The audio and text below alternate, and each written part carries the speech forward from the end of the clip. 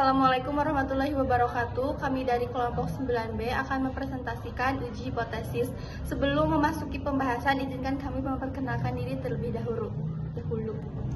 Perkenalkan, nama saya Nadia Anggraini dengan NIM 209232110. Perkenalkan, nama saya Wanda Julianti dengan NIM 209232212. Perkenalkan, nama saya Teddy Nulalam dengan NIM 209232337. Perkenalkan, nama saya Muhammad Lutfi dengan NIM 209232229. Perkenalkan, nama saya Muhammad Alfi Al-Faiz dengan NIM 209232224. Perkenalkan, nama saya M. Farid Al-Ghifari dengan NIM 209232223. Di sini saya akan menjelaskan pentingnya uji hipotesis. Uji hipotesis merupakan salah satu metode statistik yang penting dalam dunia penelitian, bisnis, dan pengambilan keputusan. Dengan melakukan uji hipotesis, kita dapat menguji apakah suatu teori atau dugaan awal yang kita miliki dapat diterima atau ditolak berdasarkan data empiris yang ada.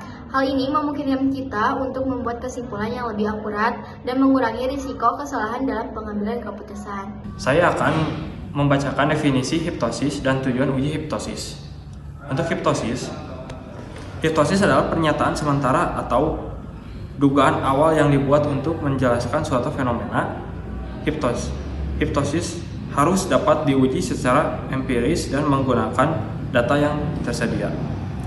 Dan untuk tujuan utama uji hipnosis adalah untuk menentukan apakah hipnosis yang diajukan dapat diterima atau ditolak. Berdasarkan data yang ada, hal ini membantu kita dalam mengambil keputusan yang lebih akurat dan meyakinkan. Di sini ada jenis-jenis uji hipotesis. Yang pertama, uji T. Uji T digunakan untuk menguji hipotesis yang mengenai rata-rata populasi, terutama untuk sampel kecil N kurang lebih 30. Uji T dapat membandingkan satu sampel dengan nilai tertentu atau dua sampel yang independen. Uji Z digunakan untuk menguji hipotesis mengenai rata-rata populasi, terutama untuk sampel besar N lebih besar dari 30.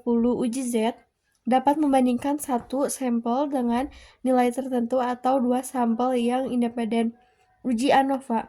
Uji ANOVA, Analysis of Variance, digunakan untuk menguji perbedaan rata-rata lebih dari dua kelompok atau populasi. Uji ini memungkinkan kita untuk mengetahui apakah terdapat perbedaan yang signifikan di antara kelompok-kelompok. Untuk langkah-langkah melakukan uji hipotesis. Yang pertama, rumusan hipotesis. Langkah awal adalah merumuskan hipotensi 0 atau H0 dan hipotesis alternatif H1 yang akan diuji. Yang kedua, tentukan tingkat signifikasi. Selanjutnya, tentukan tingkat A yang akan digunakan biasanya 5% atau 1%.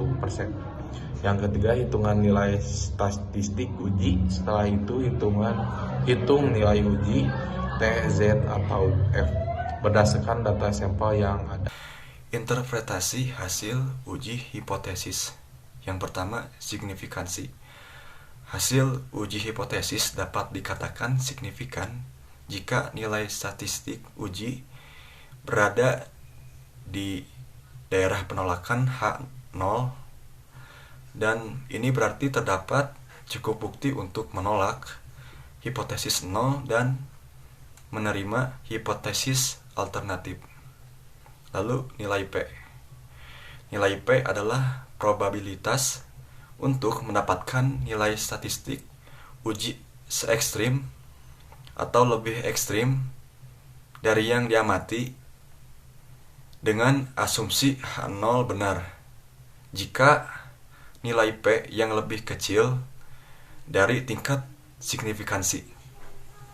Dengan kesimpulan, uji hipotesis merupakan alat statistik yang sangat penting dalam mendukung pengambilan keputusan yang tepat dan efektif.